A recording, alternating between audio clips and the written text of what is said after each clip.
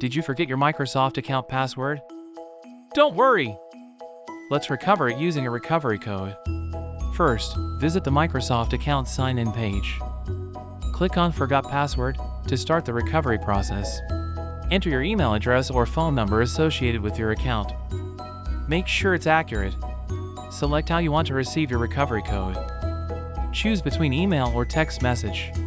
Check your inbox or messages for the recovery code. It's usually a 6-digit number. Enter the recovery code on the website and follow the prompts to reset your password. You're back in. Once logged in, consider updating your password to something memorable yet strong. Enable two-factor authentication for added security. This protects your account from unauthorized access. Always ensure your recovery options are up to date. Keep your phone number and email current. Now that you know how, share this quick guide with friends who might need it. Help them stay connected. Thank you for watching.